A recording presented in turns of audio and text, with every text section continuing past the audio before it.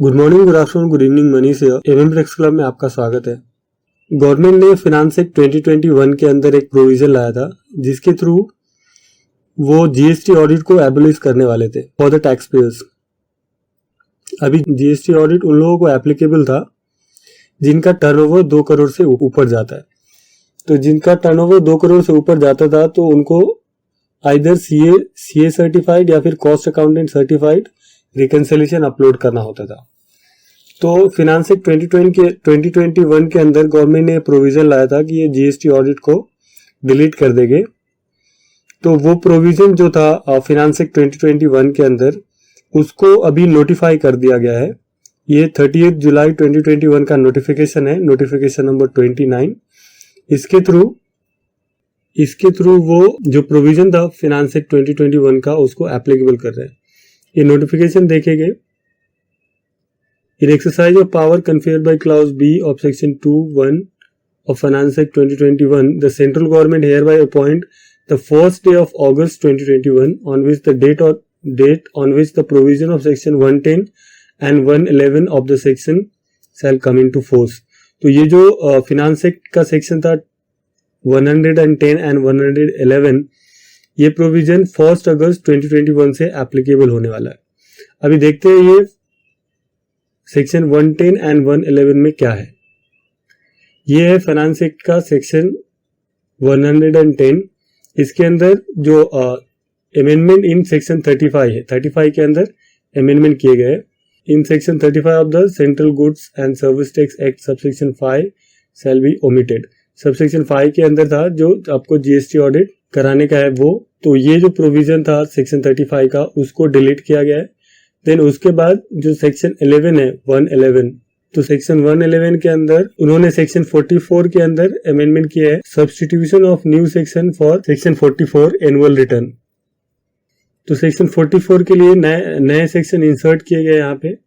और बेसिकली यहाँ पे ये जो सेक्शन 44 है वो वहाँ पे एक इंक्लूजन ये किया गया है कि every registered person other than N input service distributor, a person paying tax under section 51 or 52 or a casual taxpayer or non-resident taxpayer shall furnish an annual return which may include a self-certified reconciliation statement, reconciliation in value of supply declared in the return furnished for the financial year with the audited annual return statement for the every financial year electronically, which such time and in such form and in such manner as may prescribe।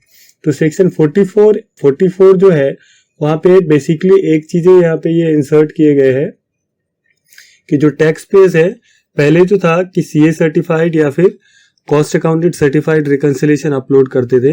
अभी उनको CA certified cost accountant certified certification की जरूरत नहीं है, वो खुद ही ये self certified reconciliation statement upload कर सकते हैं।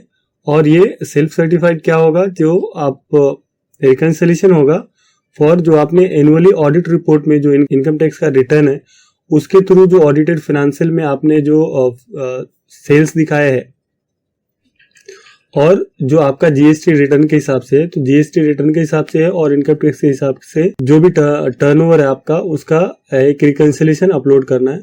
तो पहले था ये कि जो CA certified and cost account certified चाहिए था और अभी सेल्फ सर्टिफाइड आप अपलोड कर सकते हैं। तो ये है सेक्शन 44 के अंदर इंसर्शन।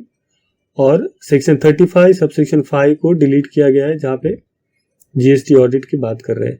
तो बेसिकली ये जो भी फाइनेंस एक्ट के अंदर सेक्शन 110 और 111 में प्रोविजन लाए गए थे for the amendment of section 35 and 44, तो उसको अभी फाइनली गवर्नमेंट ने नोटिफाई कर दिया है जो कि एप्लीकेबल है फ्रॉम 1 डे ऑफ अगस्त 2021। तो 1 डे ऑफ अगस्त 2021 से ये जीएसटी जो एनुअल रिटर्न है जीएसटी का उसमें अमेंडमेंट्स आ गए हैं। अभी जो जीएसटी ऑडिट है सीए सर्टिफिकेशन और कॉस्ट अकाउंटेंट सर्टिफिकेशन को एबोलिश कर दिया गया।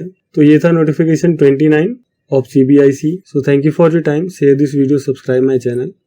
ये नोटिफिकेशन आप मेरे टेलीग्राम चैनल से एक्सेस कर सकते हैं। मेरा Telegram channel MM techs club के नाम से है।